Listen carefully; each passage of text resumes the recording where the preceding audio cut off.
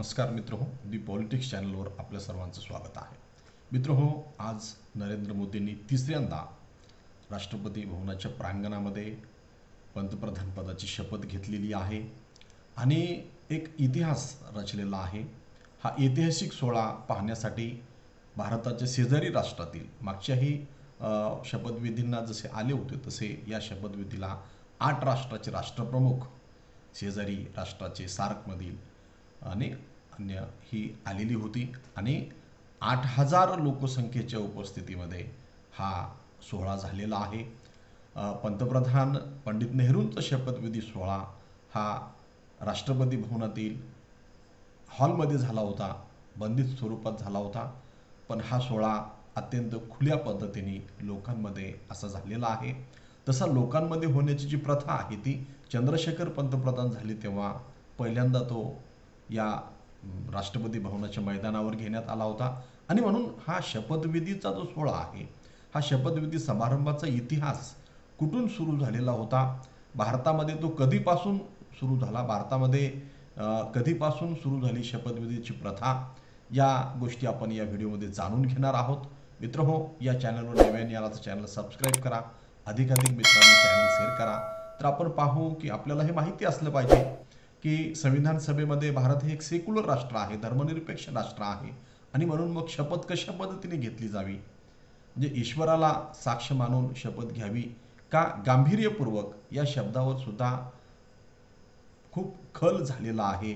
आणि मग महावीर त्यागी doctor Babasaheb Ambedkar यांच्यामधल्या debate नंतर ह्या दोन्हीही गोष्टीची, जे दोन्हीही वाक्य ठेवण्यात आलेले आहेत एकाखाली एक, ज्या मंत्र्याला, ज्या पंतप्रधानाला ईश्वर साक्षी घेऊन शपथ घ्यायची असेल त्याला तशी घेता येते आणि एखाद्या विवेकावर निष्ठा असणाऱ्याला गांभीर्यपूर्वक ही शपथ घेता येते.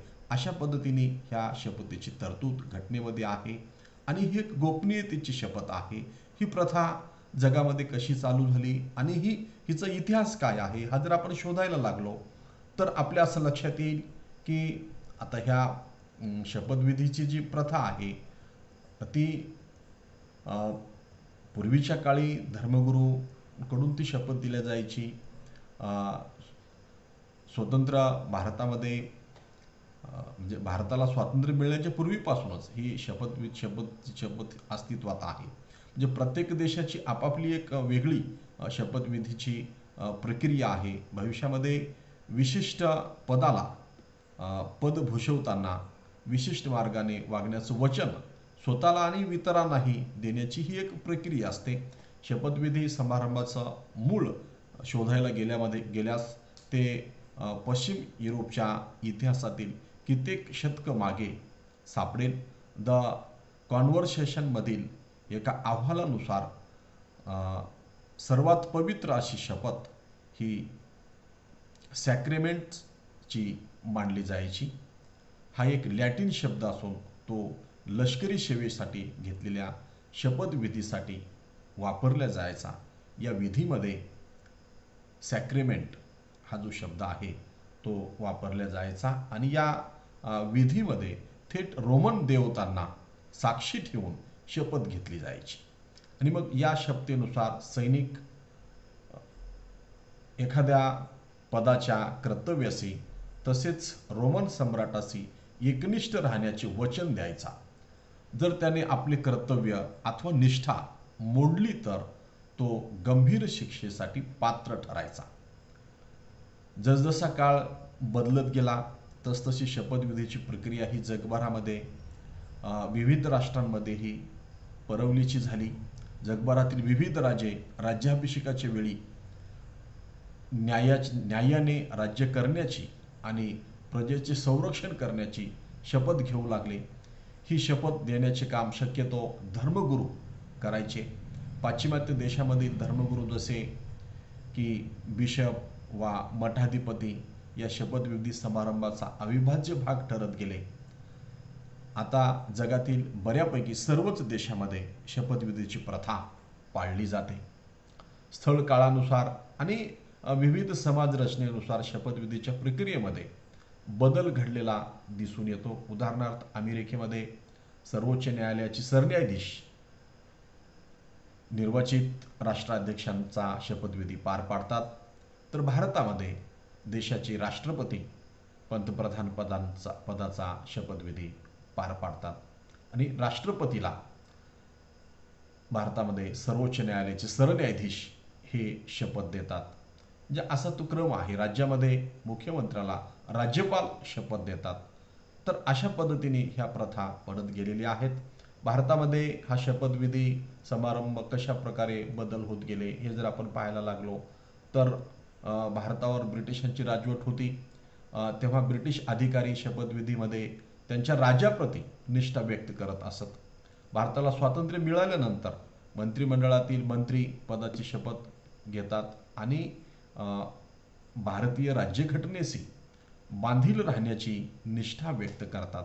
15 ऑगस्ट 1947 रोजी भारताला स्वातंत्र्य मिळाल्यानंतर भारताचे पहिले पंतप्रधान पंडित जवाहरलाल नेहरू यांनी पहिल्यांदा राष्ट्रपती भवनातील दरबार हॉलमध्ये पंतप्रधान पदाची शपथ घेतली. ते स्वतंत्र भारताचे पहिले पंतप्रधान ठरले. जवाहरलाल नेहरूंनी तत्कालीन भारत सरकार कायदा 1935च्या आधारे शपथ घेतली होती आणि भारतीय राज्यघटनेशी निष्ठा व्यक्त केली होती. त्यानंतरचे सर्व शपथविधी समारंभ राष्ट्रपती भवनातील डोळे दिपून टाकणाऱ्या दरबार हॉलमध्येच पार पडले. याच दरबार हॉलमध्ये डॉक्टर राजेंद्र प्रसाद यांनी भारताचे पहिले राष्ट्रपती म्हणून देखील शपथ घेतलेली होती. त्यानंतर 1990 मध्ये प्रामुख्याने भारतामध्ये हा बदल झाला की पहिल्यांदा शपथविधी समारंभाच्या प्रक्रियेमध्ये बदल करण्यात आला. तेव्हाचे राष्ट्रपती आर व्यंकटरमण यांनी दरबार हॉल ऐवजी राष्ट्रपती भवनाच्या प्रांगणामध्ये पंतप्रधान चंद्रशेखर यांना शपथ दिली. इंडियन एक्सप्रेसने दिलेल्या वृत्तानुसार बंदिस्त जागेऐवजी ही लोकसत्तामध्ये सुद्धा ह्याचं वृत्तांत आलेलं आहे. बंदिस्त जागेच्या ऐवजी मोकळ्या जागेमध्ये शपथ घेऊन तत्कालीन पंतप्रधान चंद्रशेखर यांनी आपण जनतेचे राजकारण करत आहोत असा संदेश दिला असं त्यांनी त्यामध्ये लिहिलेलं आहे. पण त्याचा दुसरा अर्थ असा होतो की शिवाय मोकळ्या ठिकाणी जास्त लोक बसू शकतात म्हणून हा निर्णय घेण्यात आला.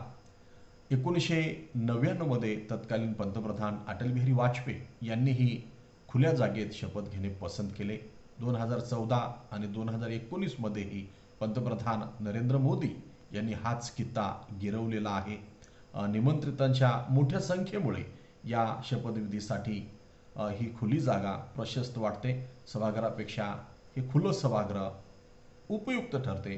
2014च्या शपथविधीसाठी 4000, 2019च्या शपथविधीसाठी 6000, तर आता आजच्या शपथविधीसाठी 8000, तब्बल 8000 पाहुण्यांना निमंत्रित करण्यात आलेलं होतं. आज 9 जून रोजी पंतप्रधान पदाचा शपथविधी सोहळा शेकडो वाहिन्यांवरून प्रसारित होणार आहे. 100 वाहिन्यांची कॅमेरे लावलेले आहेत असं सूत्रांकडून समजते. मात्र देशातील 1984 साली पहिल्यांदाच दूरदर्शनवरून अशा प्रकारच्या ऐतिहासिक शपथविधी सोहळ्याचं थेट प्रक्षेपण करण्यात आलेलं होतं. लोकांना पहिल्यांदाच अशा प्रकारच्या ऐतिहासिक क्षणाचं थेट प्रक्षेपण 1984 मध्ये पाहता आलेलं होतं. आजचा शपथविधी सोहळ्याचा समारंभ प्रक्षेपित करण्यासाठी तब्बल 100 कॅमेरे वापरण्यात येणार असल्याचे एका अधिकाऱ्यानं सांगितल्याचं लोकसत्ताच्या विश्लेषणमध्ये वृत्तांतामध्ये लिहिलेलं आहे. शपथ कशी घेतली जाते हे जर आपण पाहिलं तर आपल्या असं लक्षात येईल की मंत्र्यांना देवाच्या नावाने शपथ घेण्याची अथवा न घेण्याची मोकळीक असते. कुणी देवाच्या नावाने तर कुणी राज्यघटनेच्या नावाने शपथ घेते गांभीर्यपूर्वक वगैरे म्हणून. शपथ हिंदी आणि इंग्रजीमधून घेता येते. राज्यघटनेच्या 3ऱ्या अनुसूचीनुसार पुढील शपथ दिली जाते. मी डॅश डॅश अमुक अमुक अबक ABC असं आणि म्हणजे शपथ घेणाऱ्यांचं नाव त्या ठिकाणी अपेक्षित आहे. ईश्वराची किंवा ईश्वर साक्ष शपथ घेतो की कायद्याद्वारे किंवा गांभीर्यपूर्वक शपथ घेतो की कायद्याद्वारे स्थापन झालेल्या भारतीय राज्यघटनेप्रती खरी श्रद्धा आणि निष्ठा बाळगेन. मी भारताची सार्वभौमता आणि एकात्मता उन्नत राखीन आणि आपल्या कर्तव्याचे श्रद्धापूर्वक आणि शुद्ध अंतःकरणाने पालन करेन. तसेच मी न घाबरता तसेच पक्षपात न करता राज्यघटनेनुसार सर्व प्रकारच्या लोकांना न्याय्य वागणूक देईल. शपथ घेतल्यानंतर मंत्री बाजूला टेबलवर ठेवलेल्या रजिस्टरवर स्वाक्षरी करतात आणि राष्ट्रपतीचे सचिवही प्रतिस्वाक्षरी करतात. समारंभानंतर राष्ट्रपतीकडून पाहुण्यांसाठी रात्रीच्या जेवणाचे आयोजन केले जाते. यामध्ये विविध प्रकारच्या स्वादिष्ट पदार्थाची मेजवानी असते आणि एक असा शाही सोहळा पार पडतो. आणि आता हा शपथविधी अशा पद्धतीने मोठ्या स्वरूपामध्ये पार पडतो आहे. तर असा हा शपथविधींचा इतिहास आहे. तर यावर अनेक चर्चा झाल्या. धर्मनिरपेक्ष राष्ट्र म्हणून काय व्हावं त्यावर आपल्याला स्वतंत्र व्हिडिओ बनवला, तो एक वेगळा विषय आहे. बाबासाहेब काय म्हणाले, महावीर त्यागी काय म्हणाले आणि नंतर मग ही वाक्यरचना कशी आली आणि मग धर्मनिरपेक्ष राष्ट्रामध्ये घटनेमध्ये एक एक शब्द कशा पद्धतीने त्याच्या खल घातला गेला आणि तो कशा पद्धतीने आला आणि प्रथा परंपरानुसार या गोष्टी बदलत गेल्या. मित्रहो, आपकी अनुमति हो तो समारोह प्रारंभ किया जाए.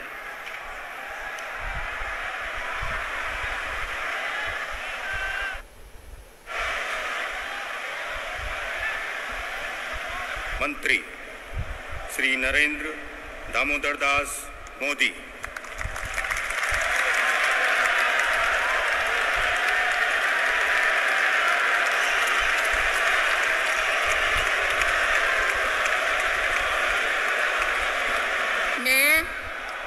मैं नरेंद्र दामोदर दास मोदी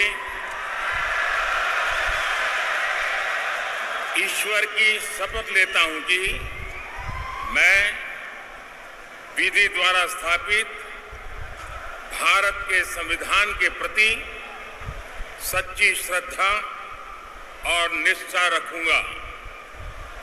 मैं भारत की प्रभुता और अखंडता अक्षुण्ण रखूंगा.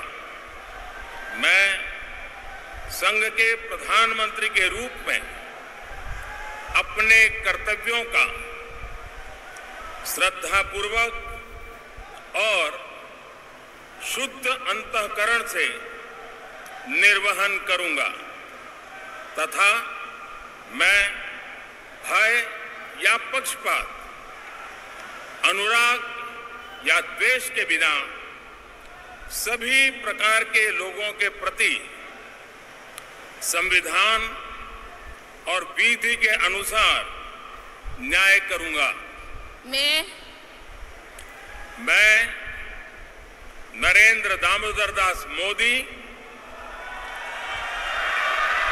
ईश्वर की शपथ लेता हूं कि जो विषय संघ के प्रधानमंत्री के रूप में मेरे विचार के लिए लाया जाएगा अथवा मुझे ज्ञात होगा, उसे किसी व्यक्ति या व्यक्तियों को तब के सिवाय जबकि प्रधानमंत्री के रूप में अपने कर्तव्यों के सम्यक निर्वहन के लिए ऐसा करना अपेक्षित हो, मैं प्रत्यक्ष अथवा अप्रत्यक्ष रूप से संसूचित या प्रकट नहीं करूंगा.